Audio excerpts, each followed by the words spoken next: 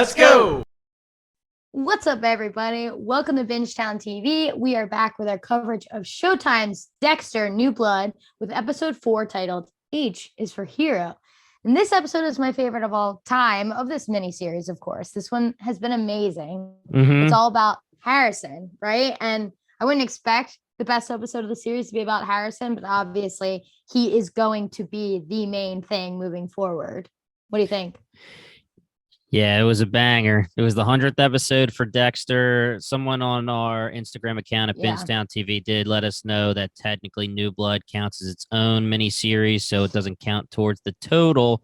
But Michael C. Hall, 100 episodes. Congratulations. And it was a freaking awesome episode. Oh my God. It was so fucking good. Where do we even start? Well, first of all, let's start with the fact that is this confirming that Harrison actually has a dark passenger? Yeah.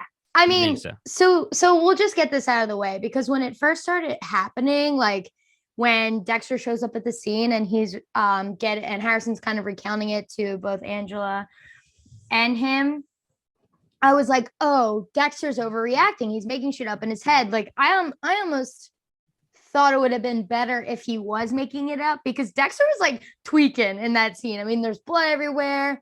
And I really thought, but of course, by the end of the episode, it's confirmed. I mean, the end scene is psycho. Like, I don't want to jump up that far yet because we just fucking started this. But speaking of that end scene, I just will give Deb the MVP for the acting of this episode, phenomenal. At least. Jennifer Carpenter. Saying he was born in blood just like you. And then the shot to Dexter getting Harrison as a baby. Chef's kiss. Yeah, it was really good. Jennifer Carpenter nailed it this episode with everything she was in, all the scenes she was in. I guess, I agree. It confirms he has a dark passenger. Yeah. It's one of those things, though.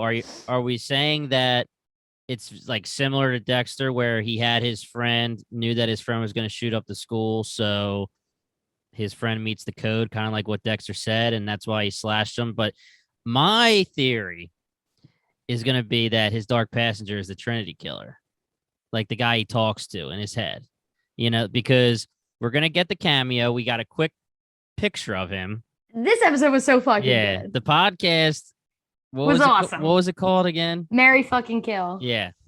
Yeah. Sounds just like one of our Bang Kill Marry. Yeah. I that was amazing. I love Jamie Chung's character. Can you just settle it once and for all? What the fuck's her name? Molly Park. And I won't call her Jamie anymore. Molly. Got it. But yeah, I love Molly. And so last episode, I think Angie said she was going to send Harrison some podcast recommendations of like true crime stuff. And so she sends him Marry Fuck Kill from Molly. And when the Trinity Killer episode 3 or whatever episode it was came through, I mean, in a sea of amazing moments in this episode, that one really like took the breath away. And I wanted to talk about this because America like romanticizes these like true crime things. Like even I mean, we literally are watching a show all about murder. You know what I mean? And, but at least this is fake. Like people love the true crime stuff. Yeah. And this is a firsthand account of watching somebody listen to it, but it directly affected them. Like, God, I watch true crime stuff and you're just like, yeah, fuck that guy and feel bad for her, but you're like watching it while eating popcorn and for ice entertainment. Cream and, for entertainment, and it's fucked up. Like it is beyond fucked up. I mean, Harrison literally is sitting there on the bleachers. It pops up as the Trinity killer, and there's a picture of Trinity and Rita, his mother. And I wasn't expecting that. No, and it explains what happens, and it talks about he's not killing in 3s, he's killing in 4s, and it brings up the slash to the inside of the leg, and spoiler alert, where does Harrison slice in the inside of the leg, and what kind of weapon does he use? The same one Trinity uses. So, yeah, I mean, I think it's safe to say that he has some type of dark passenger. I don't know, like they're gonna have to explain it more. Like they didn't. It showed in the first 5 years or so of his life that he seemed fine. He didn't have anything like that. We don't know anything about Hannah, so we have no idea what his childhood actually was like. Is it an addiction that he had a couple years back? He said he got clean. Maybe the addiction was him trying to get rid of the dark passenger, or somebody talking in his head, or whatever, or the need to kill, whatever it was. That was such a good theory that he's gonna be inside Harrison, the Trinity killer. So I'm gonna say my two insane theories that make no sense, even though they were never gonna make sense from the beginning. So one, what if what if Harrison killed Hannah and she didn't die? And then two, what if Harrison and Hannah are gonna kill Dex? Yeah, well, that's dumb. Yeah, no, I mean, okay, so we said that Harrison is an unreliable narrator, just like Dexter is, right? Yeah. We don't get his actual narration like we get Dexter's. We were not inside his head. So him saying that Hannah's dead, and again, Dexter never checked on it yet. We don't know how she died. We don't know if he's telling the truth and she's alive. It could be anything. We did say he could have killed her. She could be in jail. She could have actually died from cancer. No idea. It could be any of those. It could be none of those. We have no idea. But I wasn't expecting a drop like this already, where we're foreshadowing that Harrison actually has the dark passenger. We talked a lot about last episode where it was really cool. And if we were right about it, the fact that he is faking, which it seems like he is, it seems like he does have some feelings. I think the stuff that he said, like on the bleachers to all the bullies and stuff, was him talking from the heart. And that's his type of code. I'm split. One part of me is like, wow, I can't believe we got that drop already. But again, it's a limited short series, so we got to get to that at some point. And if they're getting to that this early, it's probably going to be really fucking good. And then part of me is like, well, for 3 whole episodes, he really didn't give any signs that there's anything wrong with him. I don't think. We're only theorizing this stuff because this is Dexter's biggest fear. It's why he left him, like all these different things. Like, we're watching Dexter, so that's why we're theorizing it. I don't think there was actual evidence besides like the grip of the throat or like, but all that stuff could have just been actually being heroic. So it's definitely interesting. I do love that he can put on, but I 100% think he's the killer.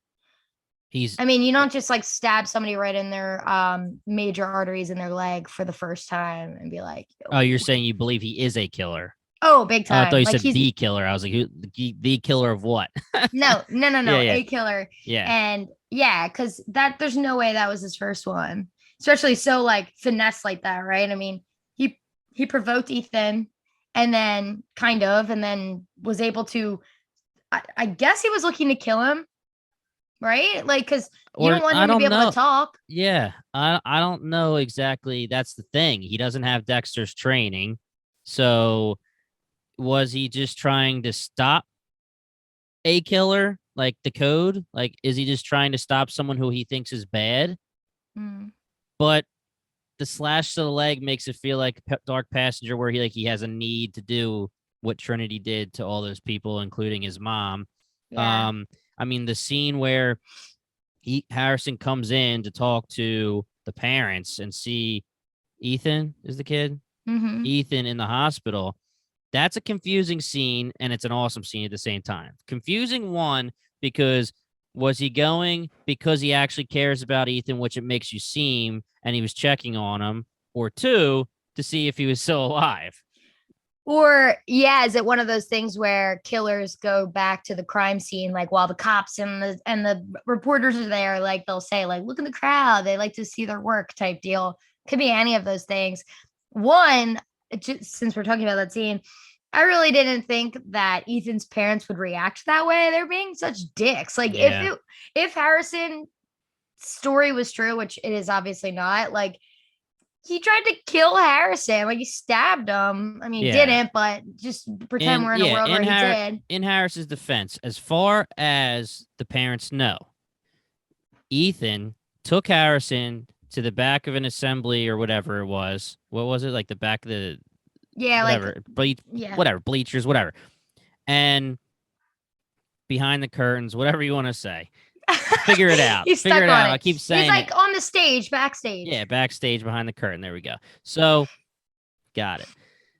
takes him there, tells him he wants to shoot up the school, and says, I want you to help me. Now, Harrison says that he says to Ethan, let's go talk to a teacher, a parent, let me help you. And then he gets attacked. The mom is freaking out saying, why wouldn't you tell us? Well, when is he supposed to tell her?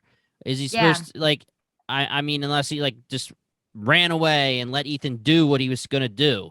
You know, there's no way to get to the parents to tell them in between. But we know that Harrison's story is bogus, but there's still truth to Harrison's story because he still was planning what he was planning.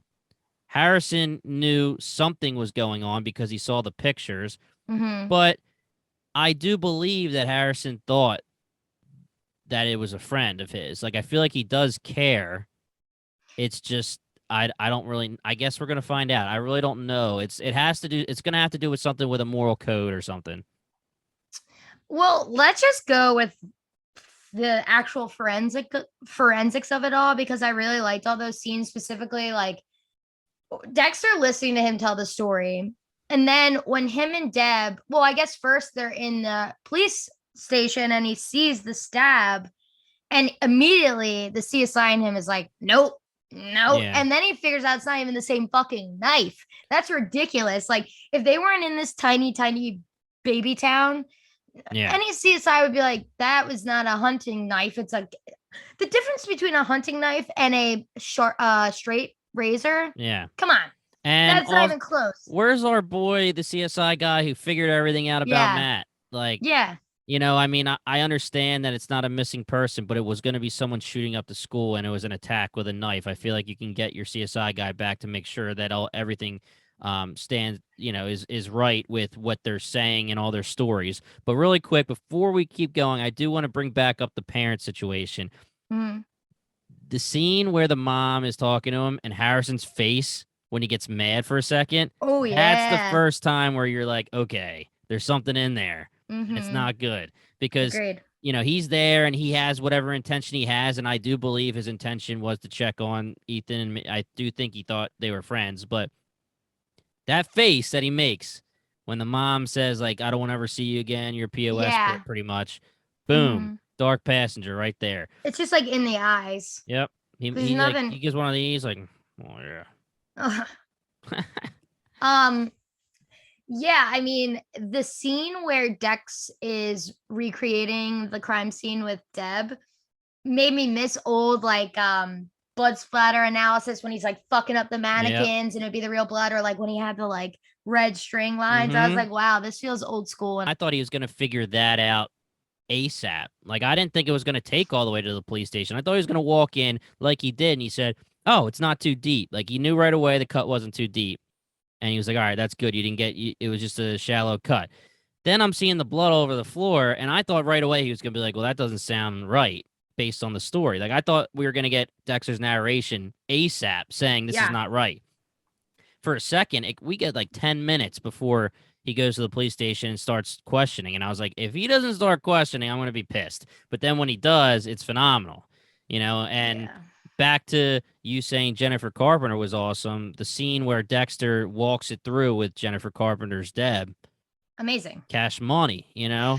That's when the like devil angel on your shoulder, her being his conscious, works really well when you're getting both ends, because you love Deb.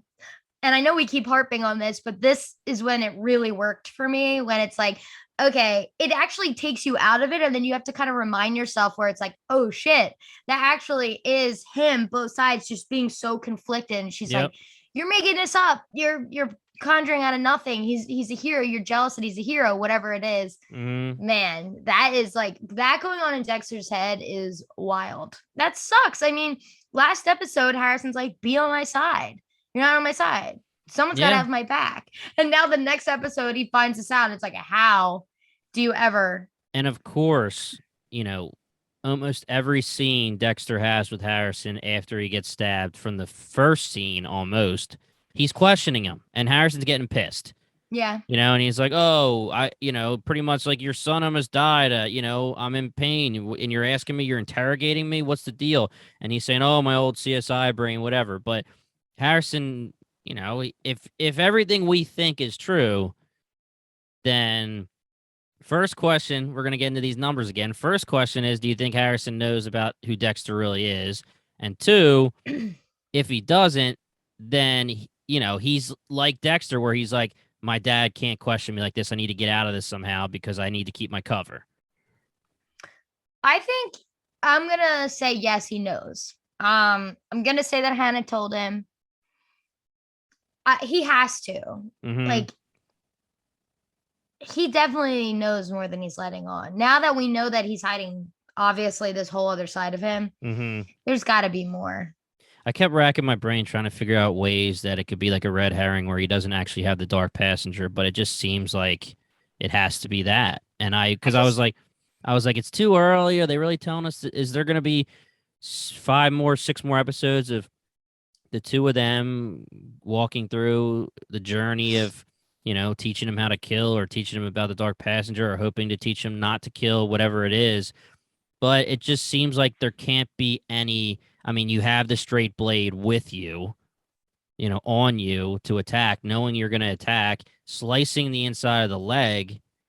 The only thing that you could say is like, no, you can't. I don't have anything. I was going to say like maybe he just like instinctively like went for the leg because he keeps hearing the stories about Trinity and this and that. But you still have to have the straight blade with you. No, I can't see it. It has to be that he has something going on. Dexter says he attacked him from behind. Like he was trying to get away. So it's all deliberate. He has it. I mean, when he was shaking the flashlight, Alex was like, "It's the knife." I was like, "Yeah, that's what I said." No, too. I said it's like teeth or something. Like I was just like fucking around. I don't think I said teeth. I forget what I said. No, it's batteries that won't work. It sounded like little things. I was like, "What? What? Tell me." Yeah, I said. But I did not think because. I mean, the knife they showed on the murder board was a fucking hunter's knife. A hunter's knife would not fit into that. I was not thinking it was going to be a straight razor. And I'm glad that Deb's narration said that because one, apparently I missed when they said a straight razor on the podcast, or at least maybe I wasn't specifically listening to the word straight razor. I was just like too busy like freaking out.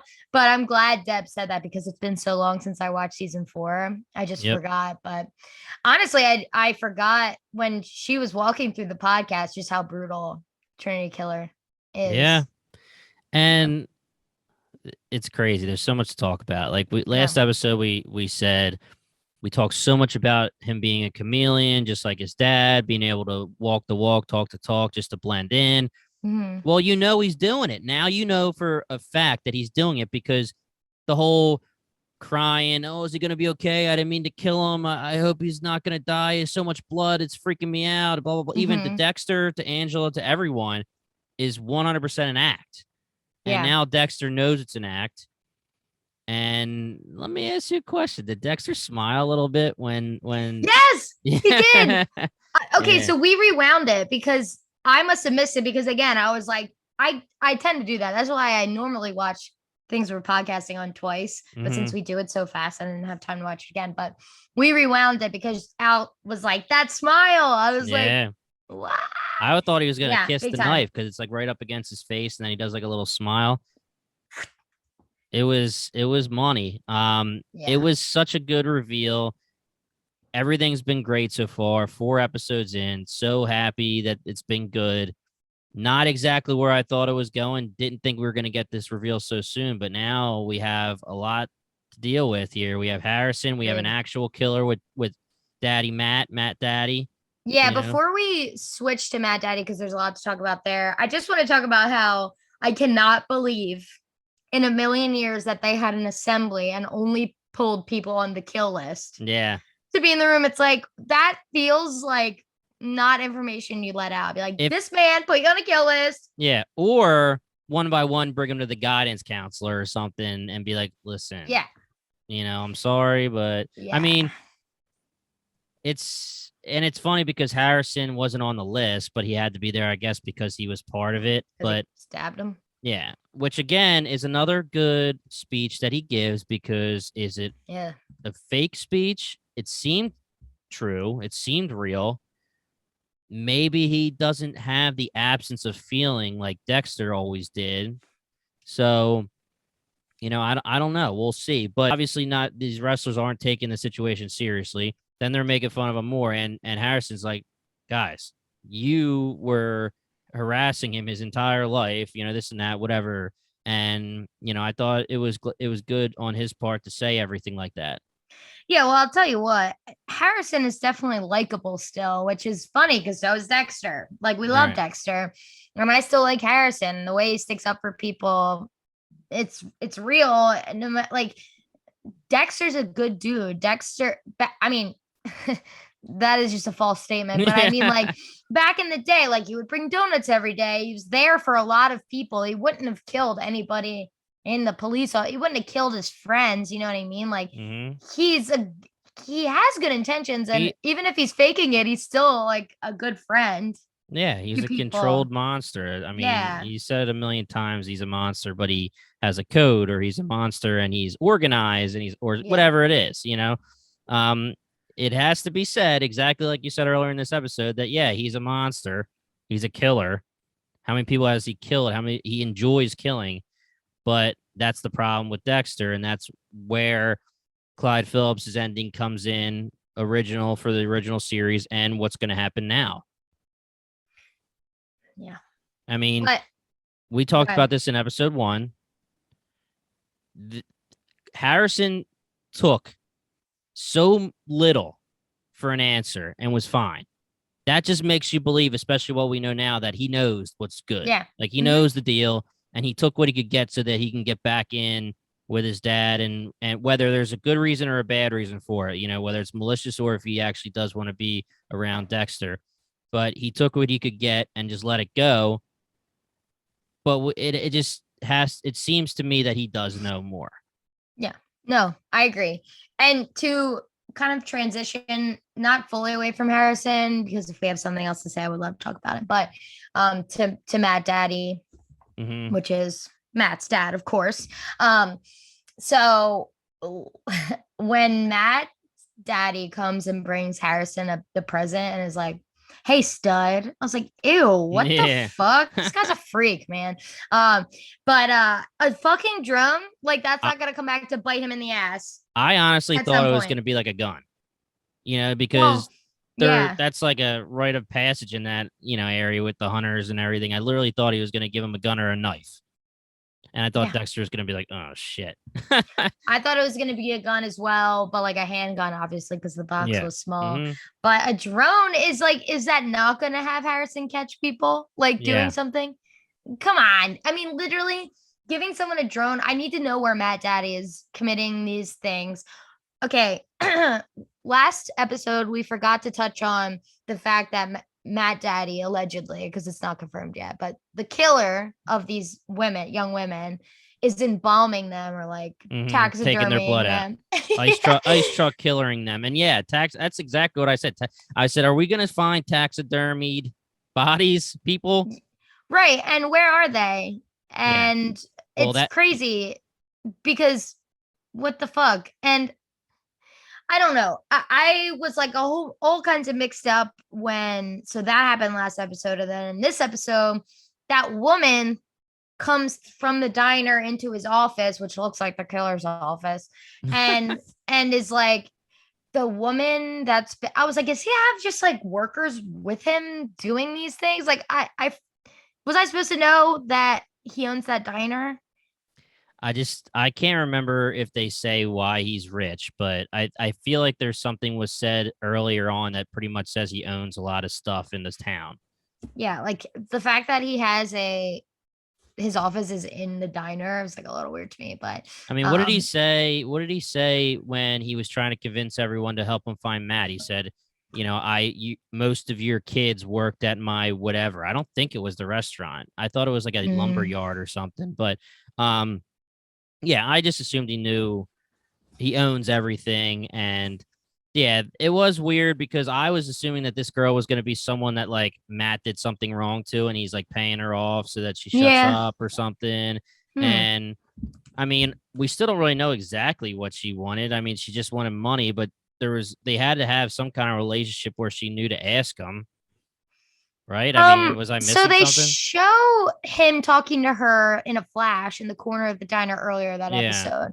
And I just thought that was him, like Dex sees him doing that. And Dex is having like a narration of like, why is he lying about Matt being dead? Blah, blah, blah.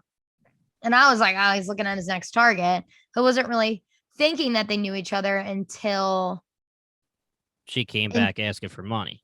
yeah, because it's like, oh, he gave money before, but with no like consequence. You know what I mean? Like maybe he does, maybe he chooses his kills like very specifically. I don't know. I don't know because he's another one of these ones who obviously does good deeds around town, but then it's just like killing innocent women. So Yeah, I have a feeling that his good deeds are more for like a disguise. yeah.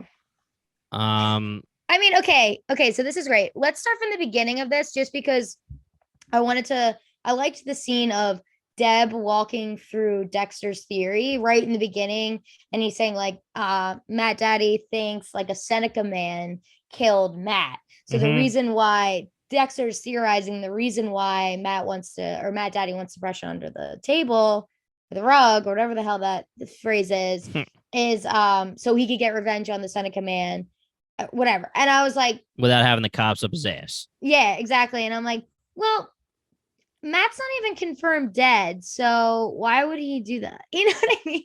Like, there's a million reasons why it was stupid for Matt Daddy to like fake this because like check the phone records, check this, check that. Yeah, he's still a man on the loose. Like he needs to be. It's going to be confirmed pretty quickly that this is bullshit because Angela's going to be able to confirm that there's no credit cards used at the hotel. She asked for that. But I just think that this whole thing is just weirdly written. If you have a missing person, okay, if I'm Angela, I would say, oh, well, can you show me the FaceTime? Can you show me the missed calls or the calls that he made? Now, there's a couple things that could happen here. Matt Daddy could say, show me your warrant, which then he looks guilty and he looks like he's lying, or he would show it and then there would be nothing. So do you need permission to look into somebody else's phone records or no if they're a part of a case? Like you can look into Matt Daddy's phone records knowing that Matt called him because it's like, okay, trace Matt's phone records. Nothing. Okay, Matt FaceTimed him from another phone. Okay, then we need to get that number. Now easy warrant. You know what I mean? I think, well, the warrant is what gets you the like being able to look into someone's records. You need the warrant to do that. So I don't think that you can look at Matt Daddy's stuff, but you could look at Matt's because he's the missing person. Right, but this is a crime, an open case, right? And once they look at Matt's and find out that he did not call, they're going to say, okay, this is an open case. Like we have enough to get a warrant. I think that's easy. I feel like Matt Daddy is just fucking up. This is like not good, especially because he's very specific with it too. I didn't write it down, but he was like, he didn't answer the 10 times before or the 3 times after. It's like, okay, well, let's get your phone record. Did you even call him 14 times? I mean, I know people just say shit to say shit, but it's just like you're being so very specific when I mean, he said he was on a bender and he was in a hotel, which is what's going to screw him because again, she's going to look for the hotel bill on the credit cards that haven't been used and it'll have Angela be more skeptical. But I mean, I do think, Kathleen, that you do need a lot more for a warrant on somebody else. Like you can't just be like, hey, I want you, are you lying? Like he has to be like a major suspect and you have to convince a judge that it has something to do with it. Yeah, I mean,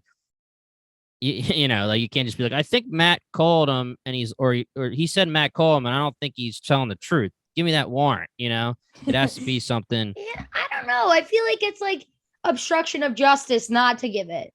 I feel like we're harping on this too long, but just agree with me that it's bullshit. It's bullshit. Yeah, I agree. Okay, thank you. Okay, and then next I wanted to talk about Dex and him on the front porch, Matt Daddy. And Matt Daddy says he's killed people about Matt. And then Dex is like, well, something about driving the boat. And then he wasn't driving the boat, like blah, blah, blah. Like, who told you? Then Dex had to lie and be like, well, I mean, technically this is how he heard it. He big time slipped. Yep. And that is so unlike him and made me anxious. But I mean, I feel like he played it off pretty well. But I liked he's like, he was fishing and I just nibbled or whatever he says. Because he did fuck up. He definitely fucked up. Yep.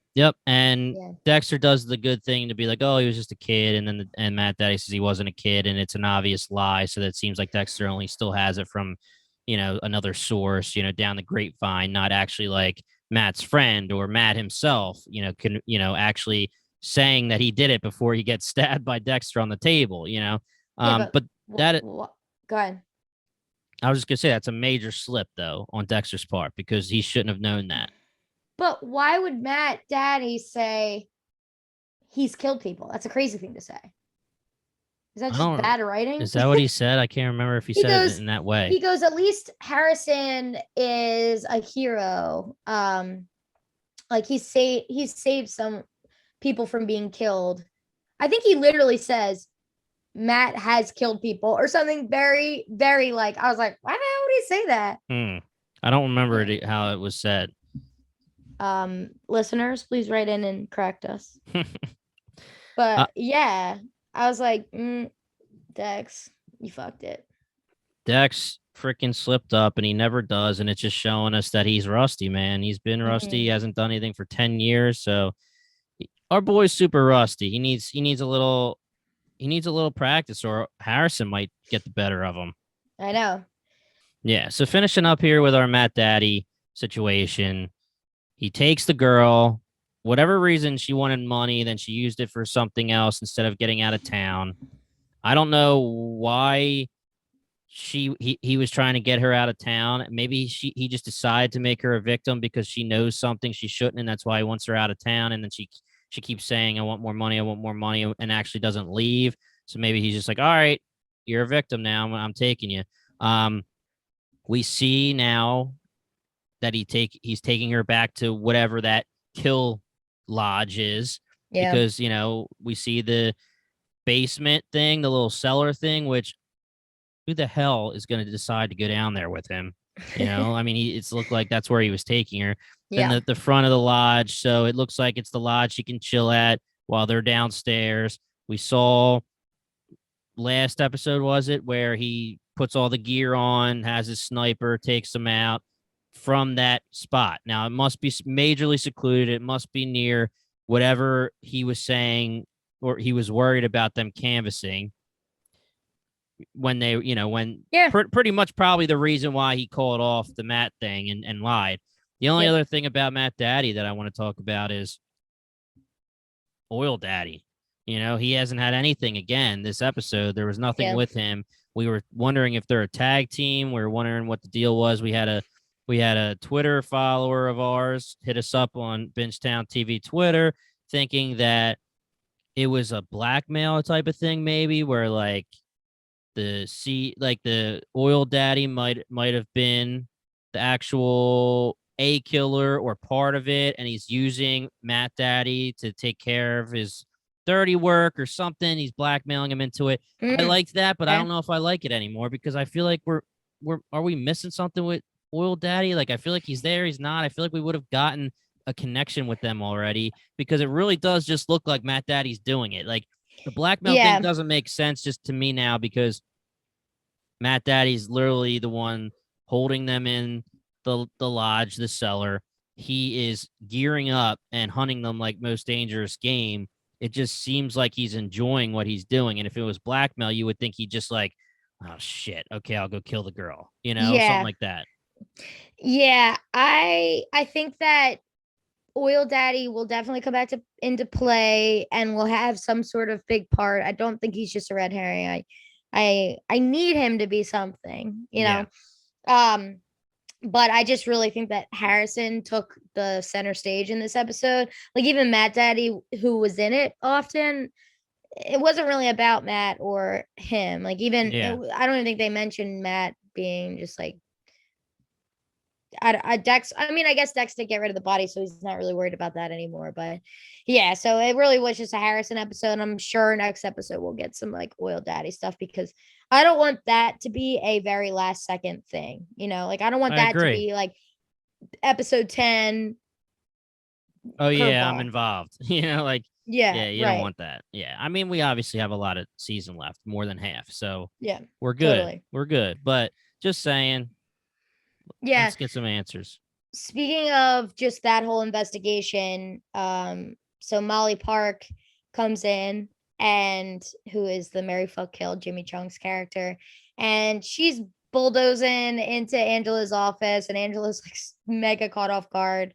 Angela is the chief of police and can barely do anything, and this Mm-hmm. chick like not like she's trying very hard. She's Yeah. obviously cares about these girls where no one's looking, and Molly literally says that to her. So she put the missing persons girls up on her feed, and everybody, 800,000 followers or whatever, contacted her. Some were found, some whatever, but there were 3 girls where no one touched it at all. Yeah. So So Molly's followers yeah, literally found a couple of these girls yeah, within hours when Angela's been looking for them for years, yep, probably. So that was a good piece offering by Molly. I agree with you 100%. I really do like Molly's character. Kind of yeah. reminds me of Piper from Scream. Can't be true. Yeah, right. No, but Spoiler alert. spoiler alert. No, it's not a spoiler. She's a podcaster. But right? Piper's a podcaster about I thought you killers. meant. I really thought you meant that Jamie was gonna Don't you be. say it. That's the spoiler. No, Okay. yeah. I just got some, because they're both about killers. Like they're both their podcasts. But Okay. anyway, Jamie or Molly does the research. He has her followers dig up this stuff, finds the proof, offers the peace offering. Angela pretty much says, "Listen, if you're gonna do this for the right reason, then I will take it and thank you," which is obviously a big change from a couple scenes before when you find out Molly's banging our what is he Deputy boy. deputy, our boy the Yeah. deputy, and she's Angela's basically throwing her out of the office. hmm So Molly having that, she's gonna be digging some stuff up, and for all we know, she might dig up the fact that Harrison, it might be related to one of her podcasts. There could be anything that she digs up, and she's gonna be a problem. Again, we talked about her last episode. She has all of the power of her followers and not being held back by the law. And now she has the law on her side. So she's going to be a force. Yeah, I agree. And in this scene, I believe is when we confirm that Iris was her best friend, Yep. which is a cool little like confirmed, done, love it. And it was when they were younger. Mm-hmm. So does that mean that does this town just have a problem with missing girls, or has this killer been happening for a long time? Well, if you're going to say that Iris is one of them, like maybe one of the people that was taken and killed, then this would be maybe 25, 20, 25, 30 years ago, They probably, grew up right? in that town though. Yeah. So So what it could be Matt Daddy's gonna be like, Iris, my first kill. And then yeah. Angela's gonna stab him. Yeah. Well, That's my theory. like, if you say 15 girls, whatever it is, I don't know if it was 15, but 15 in 30 years or something. Yeah, that's still in a small town. That's still really bad. But, Yeah. Now we're proving that some are just runaways. And Angela actually says that many people think they're just runaways. So, for some reason, they're getting swept under the rug. And Angela has the heart. And because of Iris, she wants to take care of it. She wants to talk to all the victims' parents and see if she can do anything about it. And she didn't have the resources, but now maybe Yeah. Molly's going to be able to help her out. Yeah, I think that's good. I like that there's 2 different storylines going on now. Harrison being a huge one. Yep. I mean, really there's 3. Dex being a killer and killing Matt. Right. Matt Daddy being the killer of girls. Yep. And then now Harrison being a killer. So there's really 3 big storylines. I don't know if they're just kind of sweep Matt under I don't know if the Matt thing was just to kind of start this turn of events that is this season. Start the anxiety. Yeah, it'll come back maybe as plot device, but I don't know that it's going to be like a huge thing. especially if Matt Daddy's like, no, he's cool, he's alive. Yeah, well, I mean, I do think Angela's going to figure out pretty quickly that there's something sketchy about Matt Daddy's whole thing because of the hotel thing, and she told the deputy to get into that. So I do think that there's going to be some questioning. Now, the question is, if is her attention going to be mainly on the girls or mainly on Matt? Probably the girls, because if something comes to light, then that's a way bigger case. Yeah, I mean, I don't know. And that's another reason, like, once everyone knows what Dex knows, meaning that Matt Daddy lied, that just opens such a can of why would you lie? What the fuck? What are you hiding? That's a crazy thing to do. That's why I honestly think that, like I said last episode, he's going to get caught quicker than we think. But they were calling off the search and calling Matt a runaway. Why wouldn't, like, what happened in that 24 hours that made Matt Daddy be like, oh, fuck? That was remember the expansion of the canvassing. Remember they said that we're going to keep canvassing, and he's like, well, that's where my hideout is. And if you canvass that. So he'd rather Matt literally just be, he'd rather his son just be gone than them find his classroom full of taxidermy women. There you go. I mean, probably. I mean, it's a weird thing that going back to that conversation that he had with Dexter, he said the biggest fear of a parent is basically your kid being awful and turning out to be like Matt. Obviously he has some love for him because it's his son, but he's also like, he's a screw up and it was me who screwed him up. It's a weird situation. Couple random things that we didn't get to talk about. Yeah, so I was a little upset earlier in the episode. They do fix it later, but Angela and Dexter are a new couple, he says, and she says, I love you, and he says, I love you too. And all Rita ever got was a me too. Dexter's calling card back in the day, I love you, me too. He does do it in the second phone call instead of saying I love you, or in the office when she's saying I love you and he's walking out. But no, he says love you too in the office. Really? Well, then I'm pissed. Then I'm pissed. I must have missed the first I love you because I was like, does he say I love you to people? And that's the thing. He says me too. I mean, if he didn't love Rita, and we know he loved Rita because that was the whole point of towards the end of season 4. So what's up with that?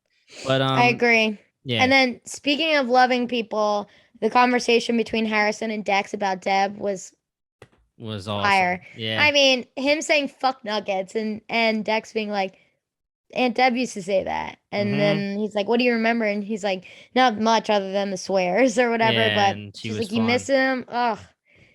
Deb was fun. And it's funny to see Jennifer Carpenter in the background. Smiling. All happy. Yeah. It was a good scene. I was like, oh, Harrison. Yeah. That was really cute. I don't really have too many other notes here. Really, the only other thing that I wanted bad, and I hope we get at some point, is when Dexter goes back into the school to check on what the blood showed, and he goes through the whole thing with Deb. He's wearing gloves because he's being Dexter, but he's wearing like winter gloves. I was like, damn, give me those black latex glove and give me the Dexter kill shirt, or I'm gonna freak out. I need the Dexter kill shirt, the brown shirt, before the end of this season. I feel like they really stuck him with that shirt early on and regretted it. I hated Dexter that kill shirt, man. I hated it. It's such a dumb shirt. It's ugly. Nah, I love it. But yeah, I don't have much. I'm excited to see what. I don't really have that many theories other than the crazy ones. I think the one that I want to subscribe to is what you said, that John Lithgow, the Trinity Killer, is going to be Harrison's dark passenger. That's fucking awesome. Yeah, so I hope so. I hope that's it. And it would be really cool if we get an episode through Harrison's eyes instead of through Dexter's eyes. That would be so cool. I would really, really like that. If everything is true and he has a dark passenger, and just having an episode start and literally be, look at you freaking yawning right in the middle of my shit. I hope all the YouTube viewers like that too. You're boring. But yeah, just to have this episode start, and instead of it being Dexter's narration, it's Harrison. Boom. Yeah. Love it. Agreed. I love it. All right. I think that's it. Yeah. Hit us with that outro, girl. This is Binge on TV, and if you are so lucky, you are watching our faces do this, and you're watching me lounge on YouTube. I'm absolutely chilling after work. Couldn't even be bothered to put the Bingetown logo in the Yeah, background. right. She doesn't care. But if you're not listening on YouTube, probably listening on Spotify, check out our other things. If you have any critiques or anything you want to add, any cool theories, shoot us a tweet at Binge on TV on Twitter. Shoot us a DM, Binge on TV on Instagram. Also, all of our links are at bingetowntv.com. And then we also have an email, bingetowntv@gmail.com. What do you got, James? Hit us up, guys. I mean, we had a good amount from last week's episode. Wanted to give those props to the people that brought up the blackmail. A couple people giving a lot of props to some of our theories. We really appreciate that. So again, if you guys have anything, Instagram, Twitter, email, hit us up. We love it. That's the reason why we do this. Yeah, we're covering a lot of other shows now, guys. Jeez. Right now, we're currently covering Wheel of Time and a rewatch of Wynonna Earp season 4. We've done all the other seasons of Wynonna Earp with season recaps. And trust us, guys, we are a fantasy sci-fi podcast, and you name it, we've probably covered it, or we will cover it. Let us know what you want us to cover, and we will cover it most likely. Guys, thank you so much for listening. We are Bingetown TV, and have a great night.